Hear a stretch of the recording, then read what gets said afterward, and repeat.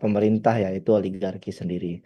Secara ekonomi kita juga masih melihat ada banyak sekali indikator yang menunjukkan kita terikat pada pola ketergantungan ya, pada modal asing, impor pangan, hutang. Hutang kita itu kalau dibagi rata per kapita penduduk itu 32 juta per orang.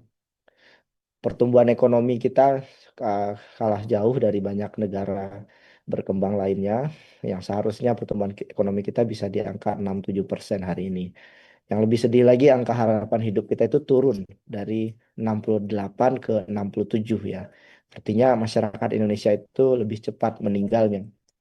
Kenapa ini terjadi? Karena memang sistem kita itu eksploitatif. Jaminan hari tua di banyak pekerja kita itu tidak ada gitu ya. Dan kita perlu banyak uang untuk mengatasi ini. Ini saya kira titik poin pentingnya hari ini adalah bagaimana mencari jalan agar pemerintah ini tidak tabrak sana tabrak sini gitu. Jadi uh, kita tahu sekarang Pak Prabowo punya ambisi pribadi, MBG, Kopdes gitu ya, memangkas anggaran ke daerah, terus kemudian anggaran daerah, terus kemudian akhirnya membajaki masyarakat kecil. Ini yang saya kira harus ditinjau ulang oleh pemerintah hari ini. Soal apakah kita bisa berharap pada pemerintah, ya sebaik-baiknya usaha kita menggantungkan harapan kepada wakil rakyat kita gitu ya. Tapi memang ada bottleneck lagi-lagi di sana dan kita harus mencari jalan lain untuk itu. Dan masyarakat Nepal mencari jalannya sendiri. Menurut hemat saya, uh, kondisi yang terjadi apabila krisis ekonomi yang paling dirugikan adalah masyarakat kelas bawah. Karena masyarakat uh, kaya itu bisa dengan mudah kabur ke luar negeri ketika krisis ekonomi terjadi. Dan itu dilakukan oleh Pak Prabowo ketika krisis ekonomi pada tahun 98, Pak Prabowo kemudian lari ke luar negeri.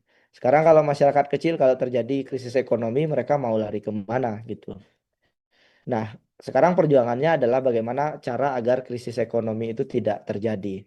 Dan menurut saya kita tetap harus menaruh harapan. Ada banyak orang pintar di Indonesia, tapi sebagian besar itu diam dan kemudian takut mengambil risiko. Artinya kita perlu menepuk pundak saudara-saudara kita yang lain. Yuk lakukan sesuatu, apapun itu sesuai dengan peran kita masing-masing. Jadi mahasiswa mungkin bisa melakukan caranya sendiri, akademisi begitu juga, masyarakat juga bisa melakukan caranya sendiri untuk kemudian sama-sama bergerak atas dasar memperjuangkan keadilan dan mengakhiri ya banyak kegilaan-kegilaan di Indonesia.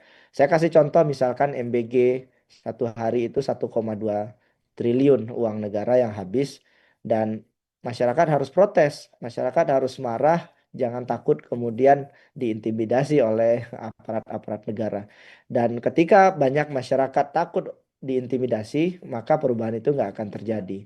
Jadi saya kira ruangnya ada di kita hari ini, perannya ada di kita hari ini untuk memunculkan gagasan-gagasan alternatif dan mau nggak mau kita tetap harus fight ya. Optimis satu hal, pesimis juga kita boleh untuk pesimis, tapi yang paling penting aksi yang kita lakukan itu bisa menciptakan perubahan meskipun perubahan-perubahan itu kecil. Itu mungkin Mas Alfat, mudah-mudahan bisa sedikit menjawab. Baik, terima kasih Mas Media atas respon yang saya kira sangat